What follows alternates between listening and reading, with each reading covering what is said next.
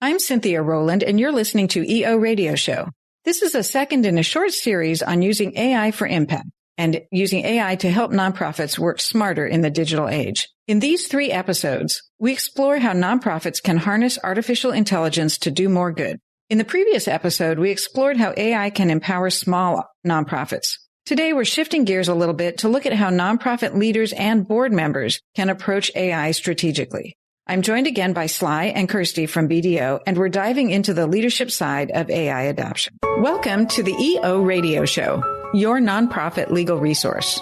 Brought to you by the Exempt Organizations Group at Farella, Braun & Martel. My name is Cynthia Rowland, and I'm a partner at Farella. I'm a business and tax lawyer with more than 30 years of experience advising clients on nonprofit and charity law. Through this podcast, our lawyers and guests will discuss a range of legal and business issues impacting the nonprofit world because we understand you work hard every day to make your community a better place to live and do business. Many of our programs focus on the basics, and at times we'll do a deep dive into narrow and complicated legal issues. Again, welcome to the EO Radio Show. We're glad you're here.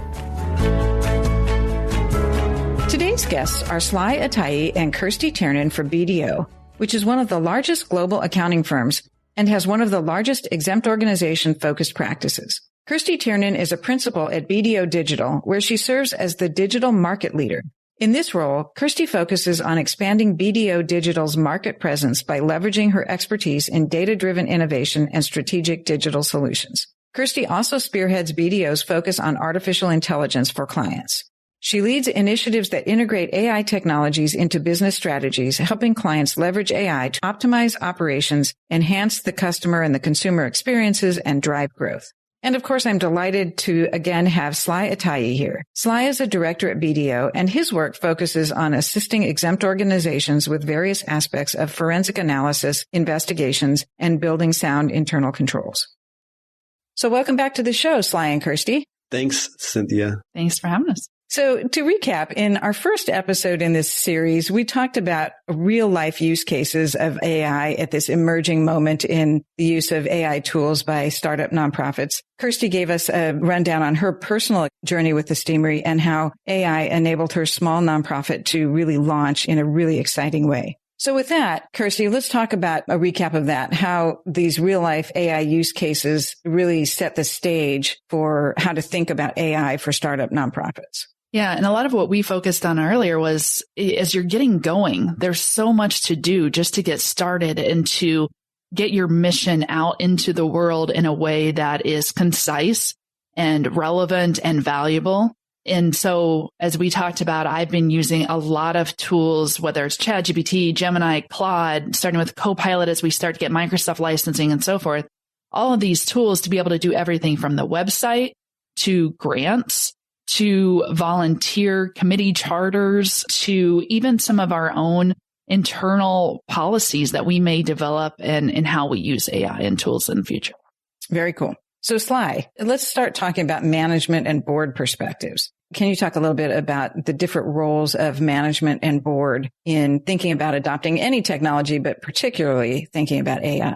Yeah. So let's start at a high level, just generally, roles, management versus the board. So the board provides strategic direction, oversight, and really focusing on sort of the why or the what of the organization's mission.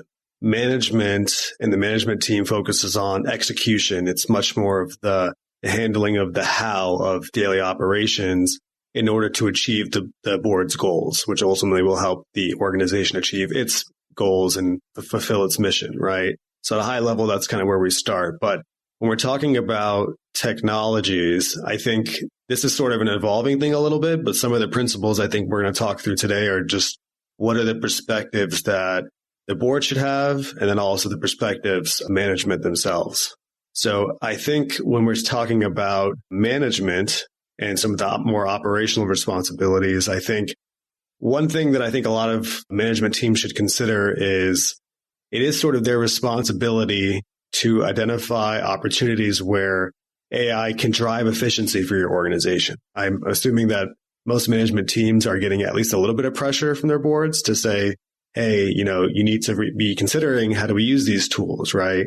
not, again, sort of the Wild West of just, throw everything at the wall and see what sticks. I think there has to be a responsible adaptation for some of these tools or technologies. But really, we want to make sure that management is trying to consider and strategizing what tools are out there. How do we make certain tasks more efficient? How do we reduce manual effort?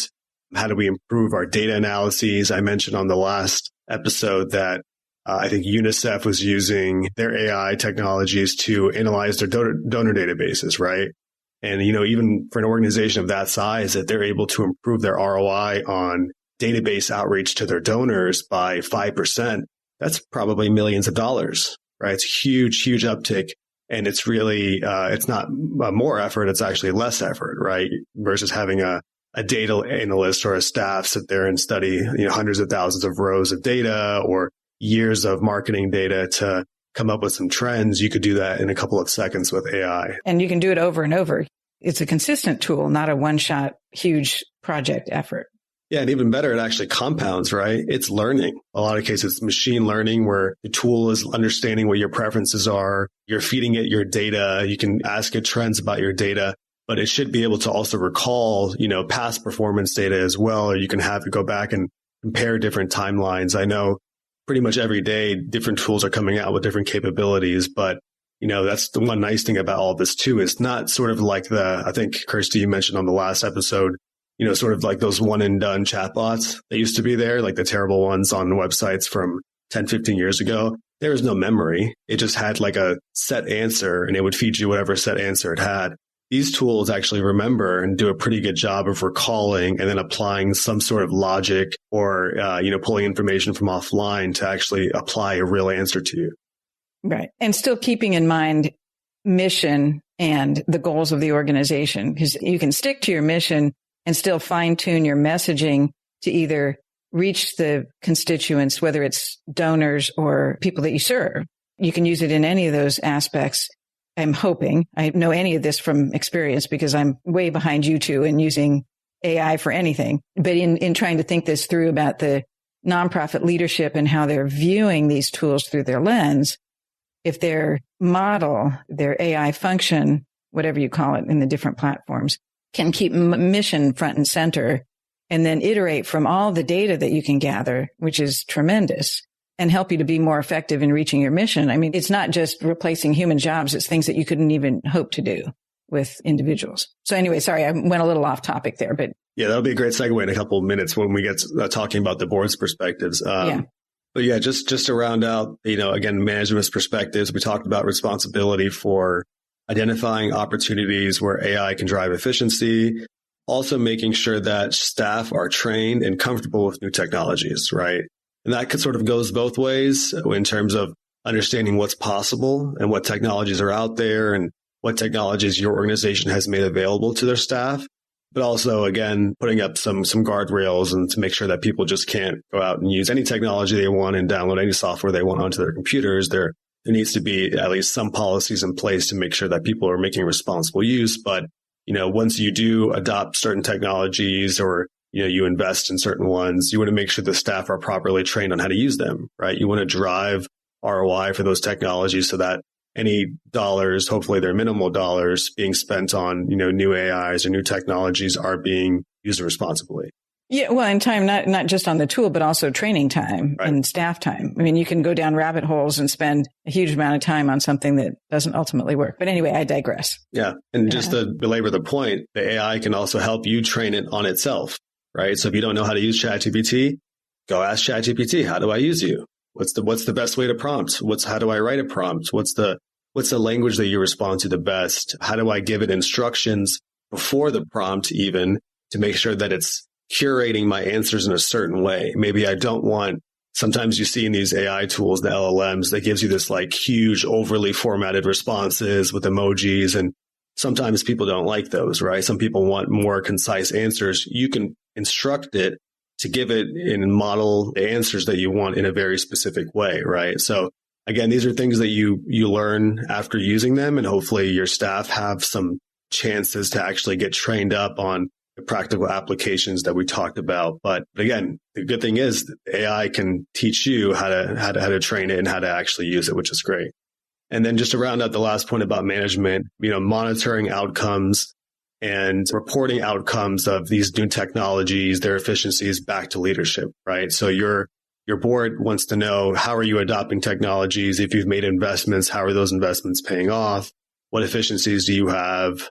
They want to know the real ROI behind using these tools. And so I think as part of management's reporting, when they're reporting other things like financials on a monthly or quarterly basis, you should also be carving out some time to say, hey, these are the new technologies that we've been exploring, and here's how they've been working out. That's a great idea to add to the regular board agenda, is how are these tools working? Yeah. And again, your AI can help you create those board reporting tools, right? So use it as much as you can and, leverage it I always treat it like you have a superhuman assistant, right? So just imagine your assistant is a genius. I'm sure everyone's assistant is a genius, but imagine your assistant is a genius with endless knowledge. You can ask it to do anything all the time. That's really how you should be leveraging it. And then, so we talked about management. Now we're going to go to the board's perspective. And, the boards do face some challenges. And I think that a strategy sort of has to get put in place before you get too far ahead of yourself, because then otherwise you don't have the proper guardrails. First off is oversight and direction, right? You need to make sure that, I think, Cynthia, you just went into this, ensuring that your use of AI and technologies align with your mission and values, right? You don't want to go off the rails with using technologies just because they're fun and they make your job easier. At the end of the day, everything your organization should be doing should be helping move towards the fulfillment of your mission and your objectives. We also want to make sure that boards are thinking about risk management, compliance, and ethical considerations. I think in general, hopefully at least one or two people on your board have some AI experience, right? Not saying you have to go out and get an AI person necessarily, and that's their sole focus, but hopefully at least a couple of people have some experience. They're using it in their other organizations, and they're able to help you give some AI policies.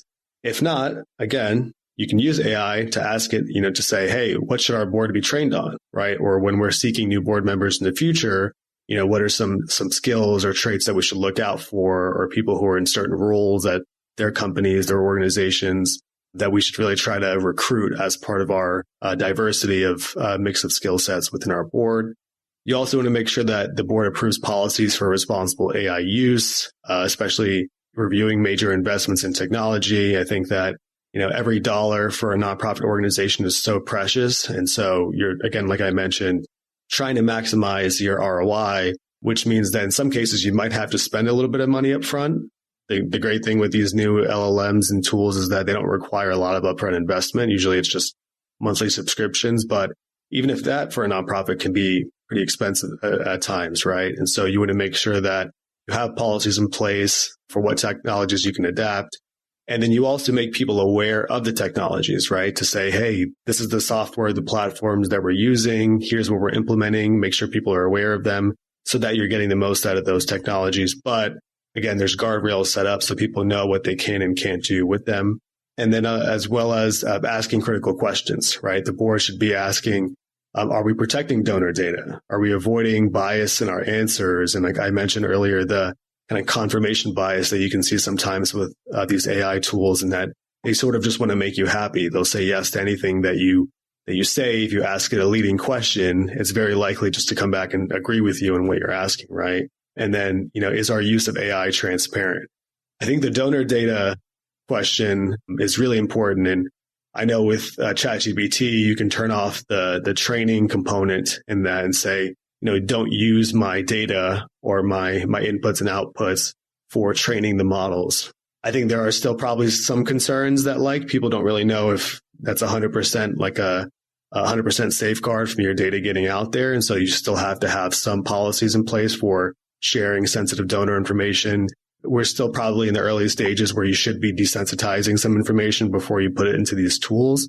But again, these tools are progressing, and I think the data security is becoming better and better. But those are some things that if somebody asks you the question, you should have a response already ready, which means that you're thinking about some of these risk management policies that you have. And then I think lastly, overall, we want to make sure that we're educating and aligning the board's oversight and strategic guidance for management, and that they're aligned in what the expectations are, right?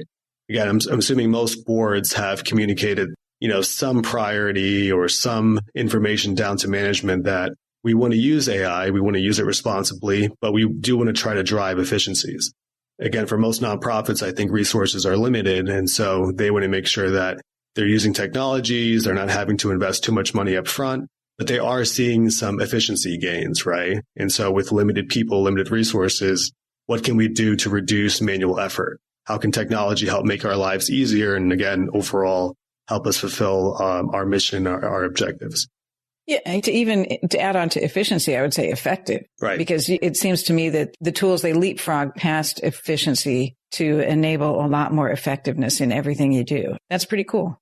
Kirstie, can you talk a little bit about practical advice from your perspective, both with the Steamery, your small nonprofit startup, currently small. It's going to be very big. Huge. Yeah, it'll be huge. And have huge impact and huge effectiveness. And impact, that's the other thing, the big be all and end all for all of our nonprofits is we want to have impact. Can you talk a little bit about practical advice, both from the Steamery perspective and in your professional life with BDO and the nonprofits you counsel there? Any practical advice at this stage in the game? Well, and I think as we're talking about management versus board, it is so tough because so many of us are on nonprofit boards. Yeah. And not all of us are cyber experts. We're not AI experts. We're not even technology experts. And now you want me to go ask what we're doing in mitigating risk around bias around an AI model that we implemented. How am I even going to know to ask that question? Yeah. Right? That's tough. And even whatever they say to me, okay, right? Like it's really difficult to, there's a lot of good advice around like, this is what the board should be doing. But if you don't have a technology advisor in your board, if you don't have someone that's in this world and really in it on a day-to-day basis, it's really hard to know what even those questions should be. And then what a good response is. Think about like a mid-sized nonprofit that maybe is using some AI. So maybe they're using AI to review grant applications, or maybe they're using AI to review candidates, reviewing resumes, right? And kind of filtering down. We just applied for a grant the other day and the foundation came back and shut down the website before the due date and said, we've had, thousands of applications we weren't expecting. We can't possibly get through all this. They shut down the website, right? It's like killing the whole point of what they're trying to do. Now, I guarantee they're probably not using AI to review those grant applications. Yeah. Is the whole grant process going to be AI to AI? And are you gaming the AI model on the grantor side? Or not, I shouldn't say gaming is a pejorative sort of word. Optimizing. Optimizing. Right. How are we going to navigate that? Well, yeah, because it's just like resumes and interviews and candidates right now, right? And on the recruiting side, you're now putting in certain keywords, or you're not putting in certain keywords, or you're building it in a certain format so that the model can recognize the right candidate or not. And so, we got to be careful with that, but there are efficiencies to be gained so that the foundation like that doesn't have to shut down applications because they have too many opportunities.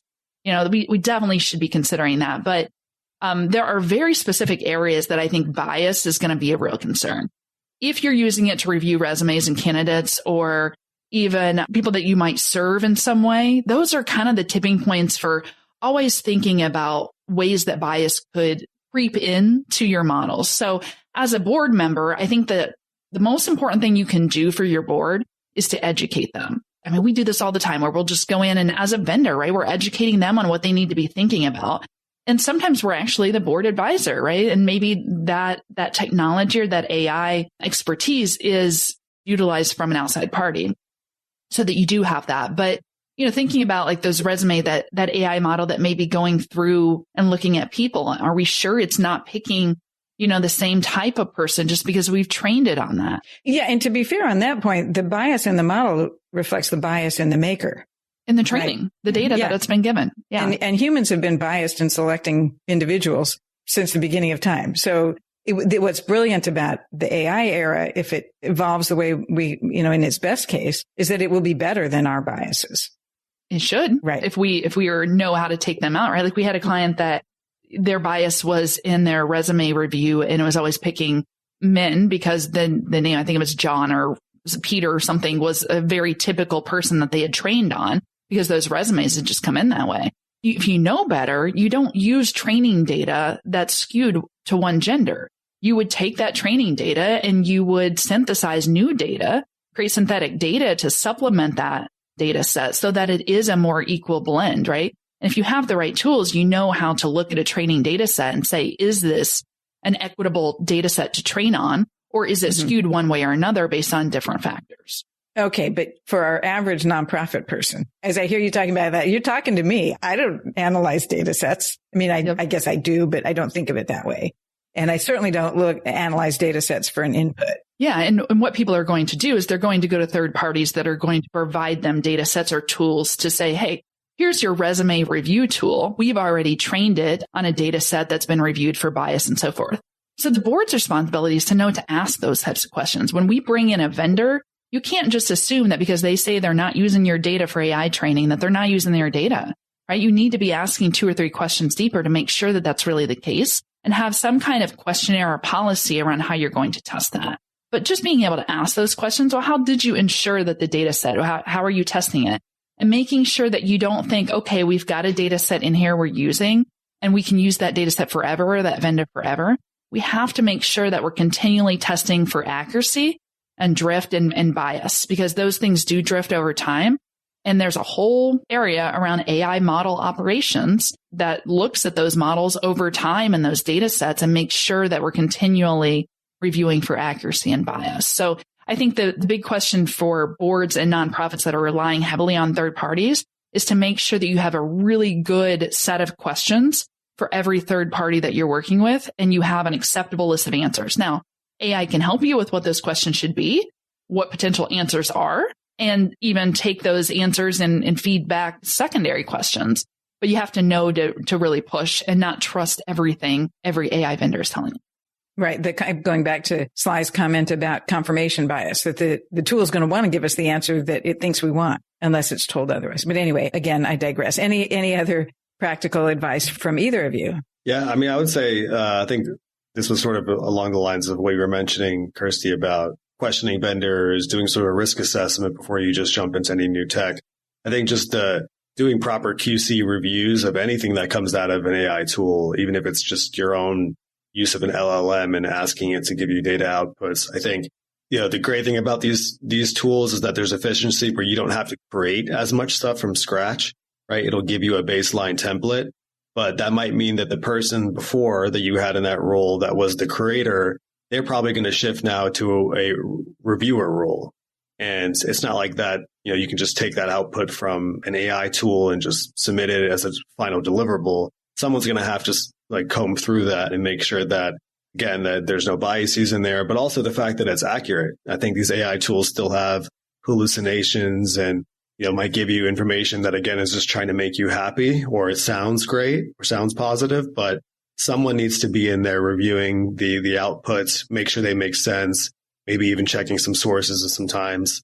We've all seen the case studies that came out, right when ChatGPT came out, about attorneys using those and, those fake cases, basically. Oh, they still are. Lawyers and the judges, they're still finding fake cases and being adamant that, yes, it does exist, but yes. Yeah. So don't end up on the front page of the news or the internet because you didn't take 5 minutes to review your sources or something. But doing proper QC reviews, I think you might get a whole $1 of efficiency back, but you might have to spend 10 cents kind of checking those facts, right? So make sure that you're doing your proper QC reviews of any of your AI outputs, especially in the beginning when you're still getting used to it. Yeah, and all of this is extremely overwhelming, which I know it can be. We typically have these 5 steps to help a lot of our organizations figure out where to start. So it's education, and a lot of times folks will just create a task force. That may be 2 people in your nonprofit that just kind of get this stuff, or your tech folks that just kind of understand the world of what's happening in AI so they can keep an eye on it for you. From there, then you can start to build out what your strategy is. What is the mission? What is the strategy for the next year? And how can we enable that with AI? That's a really good workshop opportunity. Spend a couple hours talking with the team, have those task force folks in there that know what AI can do. And as you start thinking about how you want to enable that strategy for the year, you can start figuring out exactly where you want to plug in AI. And then what typically the third step is all about building the foundation. And you'll come up with all these great use cases and then realize, I don't have the data. My systems aren't talking to each other. Even if I do have the data, it's not good quality. And maybe we're not sure of our security. Now we're going to put all this donor data into an AI model. Are we sure we're secure? Making sure that you've got that foundation set up once you know where you want to go is a really good third step. And then the fourth step, which really this should be throughout, but it's just all about change management. If you have a sizable organization, your adoption of these tools, understanding of these tools, and just using the tools that you do build out is going to be really key. And you got to make sure that the culture and the tone of the excitement around these tools is less about fear and more about how it's going to help all of us be more efficient and achieve our mission together. And then step 5 is all about iteration. I think the folks that are still trying to figure out where to get going are in trouble. You're missing out. So go and grow is kind of how we talk about the first step. It just get out there and do something. Turn on Copilot, turn on, get ChatGPT going for non-sensitive use cases. Just get your teams educated and start figuring out where it can plug in. Because I guarantee you will find a way, and you're not going to be left behind if you're jumping in and just iterating. I love that. I love 5 steps. I love having a process that I can follow. They were educate, strategize. What was the third one? Build the foundation. Build the foundation. Prepare your people, which is change management, and then go and grow. I love that. That is awesome. Really helpful to someone like me that is kind of overwhelmed by the whole idea. It's like, yeah, this is exciting. This seems really part of our future, but it is overwhelming. So I love that you can break it down into 5, not easy steps, but 5 steps that one can think about. So anything else? Any closing thoughts before we wrap up this episode and start thinking about our next one, which is the scary one? Yeah, I think as a general theme, just being thoughtful before you, like Kirstie mentioned, before you jump into anything new and exciting like this, you kind of have to take a step back and say, okay, well, what are some high level policies that we should start with that are kind of safe? And then make sure that you're evolving those over time. You don't have to get it right or get it perfect right away. You just have to make sure there are some policies, and then you can always go back and adopt those later on. But that shouldn't stop you from innovating. That shouldn't stop you from trying new things. I think there's a balance of wanting efficiency and all these new things that AI can bring while also being responsible. So I think every organization is going to look a little bit different in their risk tolerance, but don't be afraid to go after things. Just do it in a responsible way. Kirstie, any closing thoughts? Good luck. It is tough, and you're not alone. I live this world and I'm trying to do it on my own, and I'm still, it's really hard to keep up. But the good news is I think there's a lot of ways that we can use these tools to all achieve what we want to achieve, which is more of our mission and goals. So it is exciting. Yeah, it is super. So with that, I guess I'll close out by thanking you both. This has been another just fabulous episode. And I can't wait until we get together again in our next episode, where we'll tackle, like I said, the scary parts, the risks and the realities of AI, from data security to ethical governance questions. So that's all for this episode. Be sure to check out the show notes for links to the resources that we've talked about today. Also, Varela Braun and Martell has a YouTube channel with organized playlists for all the nonprofit EO radio show past episodes. So that should make it easy to find information on topics relevant to listeners. And we are building a playlist for AI topics, which I have a hunch will be ongoing. And at some point, I guess AI will be doing those episodes. That's a bit into the future, I suppose. I'm Cynthia Rowland, and you've been listening to EO Radio Show, your nonprofit legal resource, brought to you by the Exempt Organizations Group at Varela Braun and Martell. If you have suggestions for topics you would like for us to consider and to discuss, please email us at eoradioshow@fbm.com. That's eoradioshow@fbm.com. Thank you for joining us. Until next time, make a difference.